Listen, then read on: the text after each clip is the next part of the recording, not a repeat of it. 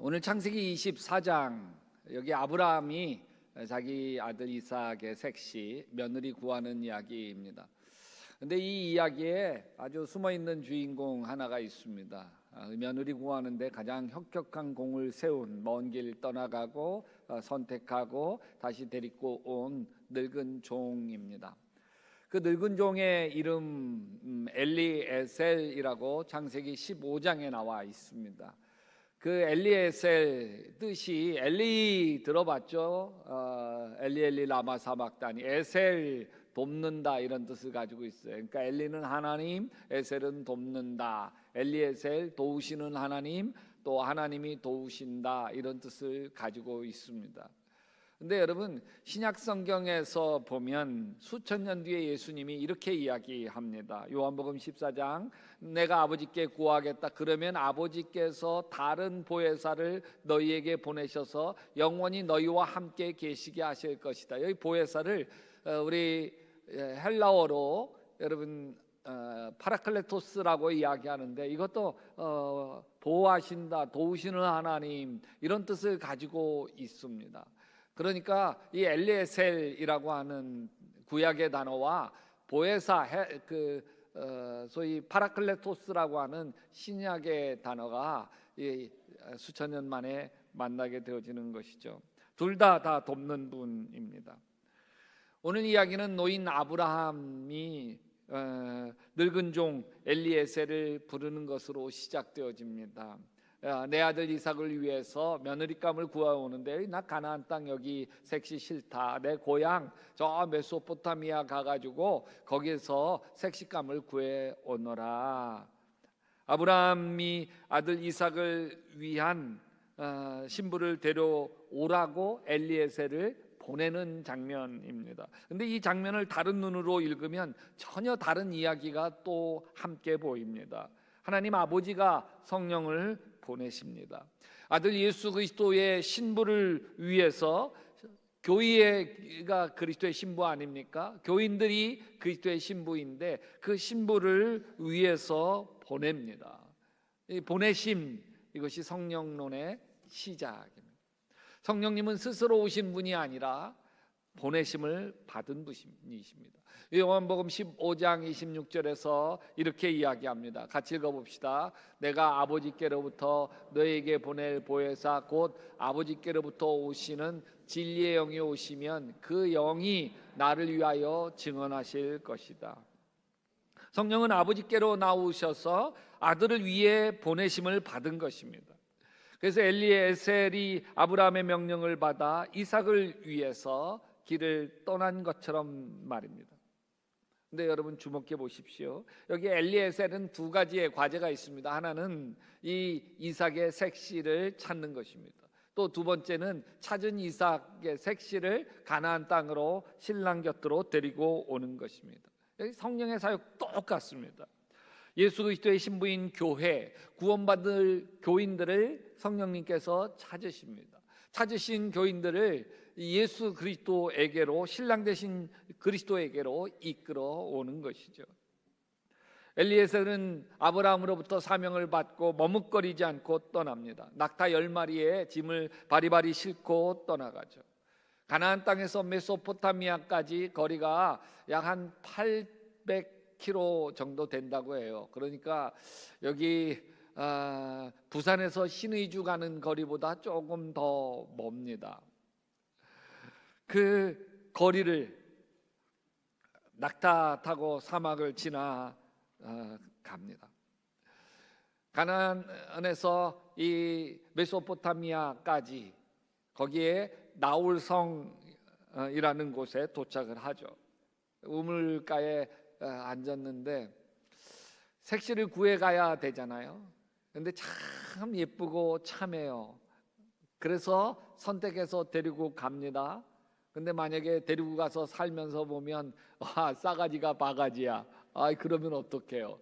그 욕을 평생 다 자기가 들어야 되잖아요. 그래서 우물가 앞에서 이 늙은 종이 기도를 합니다. 하나님, 내가 어떤 색시가 어떤 색시인지 어떻게 합니까? 만일 어떤 아가씨가 저 눈앞에 보이는 우물가에 그 물을 들어 오는 처자가 있다면 내가 내려가서 나에게 물 좀 주시오 그러면 흔쾌히 나에게 물을 줄 뿐만 아니라 내가 끌고 온 10마리 저 낙타에게도 물을 길어서 일일이 주는 색시가 있다고 한다면 하나님이 점지한 색신 줄 제가 알겠습니다. 그리고 아멘 하고 눈을 딱 뜨는 그 순간 어떤 아가씨가 물동이를 이고 살랑살랑 오는 거예요. 옳거니 저 아가씨인가? 내려가서 나에게 물 좀 주세요. 아유 먼 길 오셨나 봐요. 물 드세요. 그러면 그 물 이렇게 벌컥벌컥 마시는데 아유 저 그 끌고 오신 10마리 낙타도 굉장히 목말라 보이네요. 제가 물 길어서 다 물 먹이겠습니다. 그러는 거예요. 야 하나님 참 응답도 빠르시구나. 여러분 그 낙타에게 물을 주는 거 이게 사실은 쉬운 일이 아니죠. 더욱이 이 사막에서 목이 마를 대로 마른 낙타는 보통 우리가 이제 생수 큰 것이 1.8리터 정도 되지 않습니까? 그거를 한 낙타가 한 50통 정도를 먹는데 한 낙타가 그러니까 뭐 그 낙타 물 다 배부르게 목마르지 않고 채워주려면 참 힘든 일이죠. 여기 창세기 24장 20절에 보니까 물동이에 남은 물을 곧 구유에 붓고 다시 우물로 달려가서 더 많은 물을 길어오는데 몇 번 왔을까요? 뭐 한 50번 왔다 갔다 아니 100번 왔다 갔다 했는지 모르겠습니다. 엘리에셀이 그 모습을 지켜보면서 빙그레 웃죠. 이 여인을 하나님이 지명하신 거예요. 택하신 거예요. 이 여인의 마음을 하나님이 움직여 주신 거예요. 낙타에게도 물을 주고 싶은 마음을 부어 주신 것이죠. 여러분 어떤 설교에 유독 마음이 움직이고 있다면 어떤 성경 구절이 마음에 내 마음에 부딪혔다면 성령님께서 일하신 거예요. 어떤 분이 한 말이 어떤 이야기가 내 마음에 어떤 땐 찔리기도 하고 어떤 땐 감동이 되기도 했다면 성령님께서 움직여 주신 것이죠. 지난주에 제가 새벽기도 말씀을 전하는데 눈물을 닦으시면서 말씀을 듣는 분이 계셨습니다. 그런데 그분이 저에게 문자를 보내왔습니다. 오늘 새벽기도 말씀에 너무 많은 은혜를 받고 저 자신을 되돌아보게 되었습니다. 목사님 설교 말씀처럼 사랑합니다 나의 예수님 그 찬양을 부를 때마다 이상하게 힘든 것이 다 잊혀지고 정말 주님이 살아계시구나 이게 마음에 밀려오기 시작을 했습니다. 감사합니다 그러면서 그냥 이렇게라도 감사의 문자를 보내드리고 싶어 문자 드립니다. 이분에게 성령님께서 조용히 다가가셔서 그 마음을 어루만져 주신 것입니다. 요한복음 16장의 시작 진리의 영이 오시면 그가 너희를 모든 진리 가운데로 인도하실 것이다. 마음을 움직여서 감동시켜서 진리 가운데로 인도해 주십니다. 엘리에셀은 리브가의 집으로 따라갑니다. 가족들이 그를 맞아들이죠. 식사 자리가 마련되었습니다. 근데 엘리에셀이 이렇게 얘기해요. 제가 드려야 할 말씀을 다 드리기 전에는 이 밥상을 받을 수 없습니다. 식사를 거르면서 엘리에셀이 아주 긴 이야기를 해요. 34장에서 34절에서 49절까지 약 16절에 걸쳐서 엘리에셀이 이삭의 이야기를 합니다. 아브라함이 어떤 사람인지 이삭이 어떤 사람인지 이삭이 상속자로서 얼마나 귀한 분인지 그리고 내가 왜 여기까지 어떻게 오게 되었는지 설명을 합니다. 근데 여기 가만히 살펴보면 엘리에셀이 자기 이야기는 하지 않아요. 한 번도 나는 이런 사람이요 라고 이야기하지 않습니다. 오직 누구 얘기만 해요? 이삭의 이야기만 합니다. 주인 아브라함 이야기만 합니다. 이게 성령님의 방식이에요.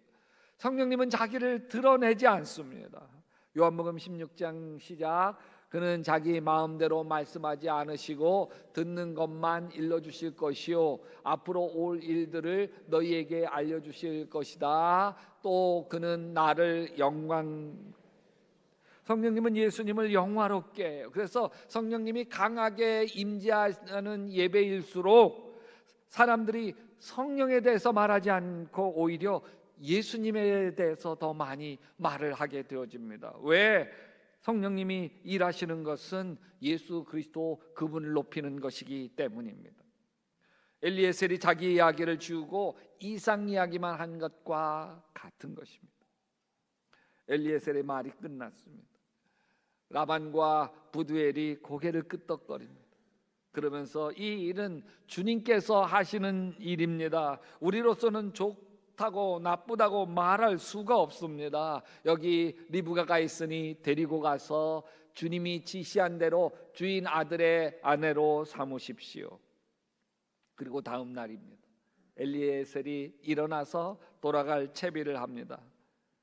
이제 따님과 함께 오늘 떠나겠습니다. 아이고, 그러자 화들짝 놀란 건 리브가의 오빠 라반하고 엄마였습니다. 한사코 말립니다. 이 아이가 적어도 열흘은 우리와 함께 더 있다 가야지. 아니, 어제 많이 오갔는데 갑자기 오늘 떠나게 된다니 말도 안 됩니다. 며칠만 더? 열흘만 더. 이들은 리브가를 사랑하는 가족입니다. 어쩌면 오늘 보내면 평생 다시 보지 못할 것입니다. 열흘만 더. 이것은 사랑하는 딸 여동생을 보내야만 하는 너무나 인간적인 애틋함입니다. 근데 이것은 머뭇거림이에요. 떠나는 것에 대한 두려움이 깔려 있습니다. 떠나야 할 리브가에게는 그 10일이 모든 것이 다 흔들릴 수 있는 시간입니다. 사단이 틈탈 수 있는 시간이에요. 이 동네에서 같이 자란 총각에게 마음을 다시 돌이킬 수 있는 시간입니다. 지금 여기가 익숙하잖아요. 거기 가려고 하는 건 너무 다 낯설잖아요. 내가 꼭 가야만 돼? 그런 생각이 밀려올 수 있는 시간입니다. 가족이 열흘만 더 요청하는 동안 리브가는 무슨 생각을 했을까요? 그날 밤 리브가가 잠을 이루긴 했을까요?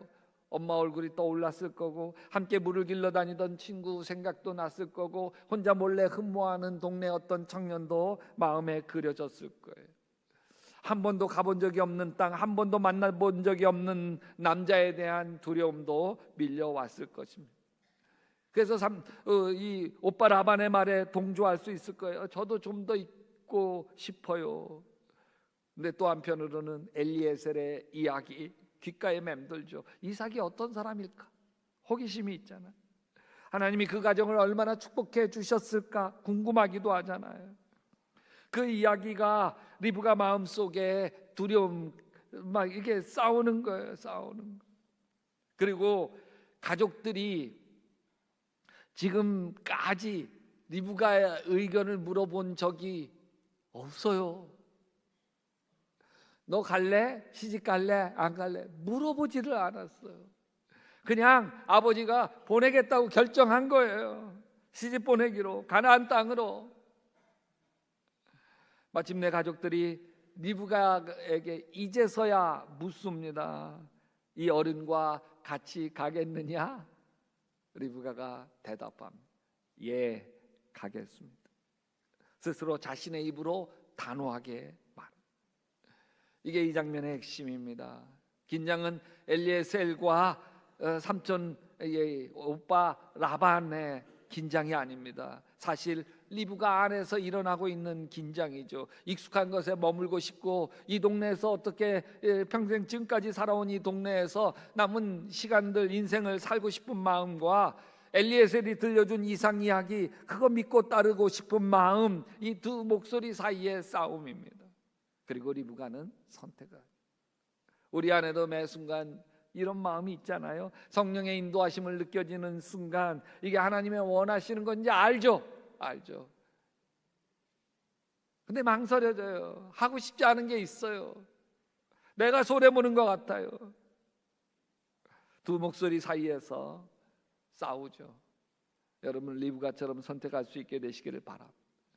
지금 리브가가 무엇을 알고 있어요? 이삭의 얼굴 본 적도 없고 이삭의 목소리 들어본 적도 없어요. 가나안 땅이 어떤 곳인지 전혀 감도 잘 안 잡혀요. 아는 곳이라고는 엘리에셀의 들려주는 그런 이야기뿐이에요. 아브라함이 어떤 사람인지, 이삭이 어떤 사람인지, 하나님이 그 가정에 얼마나 복을 주셨는지 그 이야기를 믿는 것, 그것이 리브가가 가진 전부였습니다. 그런데 이것이 믿음입니다. 시작. 믿음은 바라는 것들의 확신이요 보이지 않는 것들의 증거. 리브가는 이삭을 보지 못했지만 믿었습니다. 우리도 예수님을 눈으로 본 적이 없습니다. 그냥 성령께서 들려주신 성경 말씀과 복음을 통해서 믿을 뿐입니다. 그 믿음으로 우리는 낙타에 올라탔고 약대교회에 다니기 시작했고 신앙의 길에 오른 것입니다. 그 순간부터 엘리에셀이 앞장서 성령께서 우리의 인생과 삶을 인도해 주시는 거죠. 리브가가 어디로 가야 할지 걱정할 필요 없습니다. 엘리에셀이 길을 다 알잖아요. 리브가는 그냥 따르기만 하면 됩니다. 성령의 인도하심을 받는 삶도 이와 같습니다. 같이 한번 읽어볼까요? 하나님의 영으로 인도함을 받은 사람은 누구나 다 하나님의 자녀입니다. 그래서 여러분 인정하셔야 합니다. 성령께서 지금도 우리와 함께 하시고 우리의 마음을 두들기시고 우리와 동행하심을 인정하시기를 주님의 이름으로 축원합니다. 여러분 여기 수건이 있습니다. 떨어졌어요. 놨죠. 놨으니까 떨어졌죠. 안 놓으면 안 떨어져요. 놓으면 떨어져요. 근데 여러분 보세요. 논다고 다 떨어져요? 논다고? 여러분 무중력 상태라면 놔도 안 떨어지겠죠. 무중력 상태인데 과하게 눈이 열리면 놨기 때문에 떨어져. 물론 안 놓으면 안 떨어지죠. 놨기 때문에 떨어진 것 같지만 중력이라고는 밑에서 당기는 힘이 있기 때문에 떨어진 거죠. 여러분이 예수 믿기로 결정하고 약대교회로 등록하고 지금 이 자리에 와 앉아 있는 거 내가 결정하고 내가 등록하고 내가 와 앉아 있으니까 한 거죠. 안 왔으면 안 온 거예요. 그러나 영안이 열리고 나면 내가 한 게 아니라 성령께서 하나님의 영이 예수 믿을 마음을 주시고 아멘 약대교회에 등록할 마음을 허락하시고 이 자리에 오게 하신 거 누가 움직인 거예요? 성령이 움직여서 하신 것을 인정하시기를 주님의 이름으로 축원합니다. 하나님이 하신 거예요. 오늘 이야기의 마지막 장면입니다. 리브가가 드디어 가나안 땅에 도착합니다. 그런데 그 순간 이삭이 어디 있었나요? 어느 날 저녁 이삭이 산책하려고 들로 나갔다가 고개를 들어보니 낙타 행렬이 한때 오고 있었다. 산책하며 묵상하고 있었어요. 리브가도 이삭을 발견하고 낙타에서 내립니다. 그리고 늙은 종 엘리에셀에게 묻습니다. 저 들판에서 우리를 맞으러 오는 저 남자 누굽니까? 네, 아가씨 신랑 되실 이삭입니다. 엘리에셀, 성령님은 우리를 예수 그리스도에게 데려가기 위해 일하십니다. 우리가 신랑 되신 예수 그리스도를 온전히 만날 때 이게 성령의 사명의 완성입니다. 요한계시록은 이 장면을 이렇게 표현하죠. 성령과 신부가 말씀하시기를 오라 하시는도다. 창세기 24장의 이야기는 요한계시록 22장에서 완성이 됩니다. 이삭이 리브가를 만난 장면은 이렇게 끝납니다. 이삭은 리브가를 어머니 사라의 장막으로 데리고 들어가서 그를 아내로 맞아들였더라. 둘이 합방했더라. 리브가는 이삭의 아내 되었고 이삭은 리브가를 너무너무 사랑했다고 24장 이야기를 마무리합니다. 우리는 성령의 인도함 따라 예수 그리스도에게로 나아갈 때에 우리를 맞이하시는 예수 그리스도는 심판이 아니라 어떤 분? 심판이 아니라 사랑입니다. 그래서 에베소서 5장 25절에 남편들아 아내 사랑하기를 그리스도께서 교회를 사랑하시고 그 교회를 위해서 자신을 주심과 같이 하라. 창세기 24장 이야기는 끝났습니다. 그런데 이 이야기는 끝나지 않았습니다.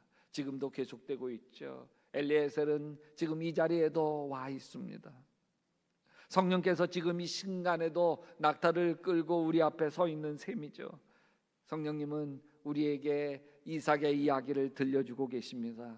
예수님이 어떤 분이신지, 그분이 우리를 얼마나 사랑하시는지, 그분이 우리의 허물과 죄를 다 짊어지고 십자가에서 어떤 일을 하셨는지, 여러분 오늘 나눈 말씀도 이 이야기의 일부입니다.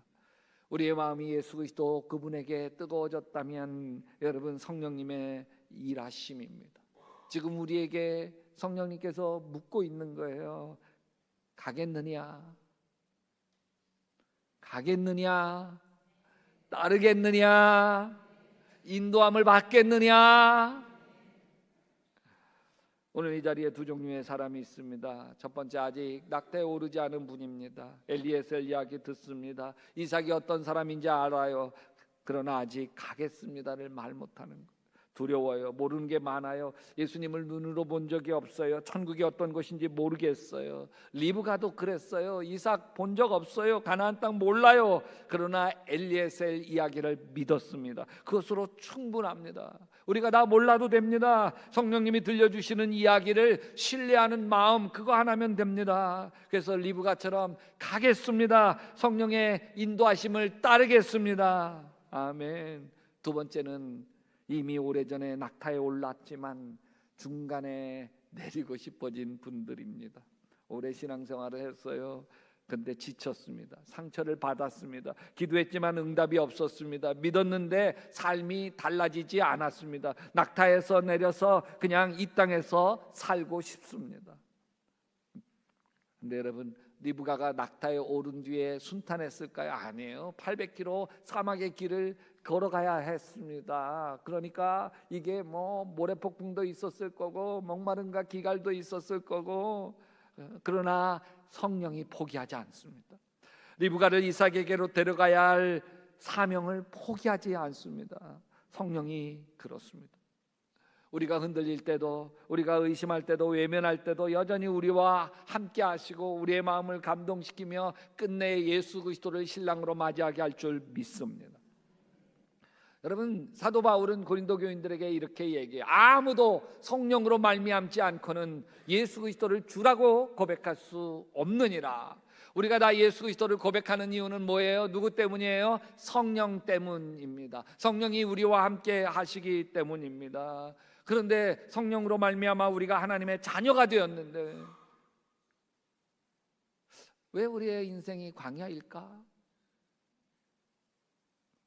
여러분, 리브가가 교인이라고 그랬잖아요. 엘리에셀 성령이라고 했잖아요. 그 리브가가 이 낙타 위에 올라타서 엘리에셀이 이끄는 대로 가야지 가나안 땅 가죠. 다 그 길을 아니까. 그런데 리브가가 난 절로 가고 싶어, 싫어, 나 일로 가고 싶어. 리브가가 자기 마음대로 가고 싶은 대로 가면 늘 광야죠. 광야, 뺑뺑뺑뺑 돌아서 광야입니다. 여러분, 우리가 광야인 이유는 분명합니다. 리브가가 자기 가고 싶은 대로 고집 부리며 성질대로 우리 예수 믿기 때문에 그렇습니다. 평생 광야만 맴돌다 말 것입니다. 여러분, 성령님의 인도하심 따라 살아가시기를 바랍니다. 성령의 충만함으로 하나님의 영, 사랑의 영에 사로잡혀 살아갈 수 있게 되시기를 주님의 이름으로 축원합니다. 나는 죽고 예수로 살 때에 주 예수와 동행하니 그 어디나 하늘나라가 활짝 열리게 되시기를 주님의 이름으로 축원합니다.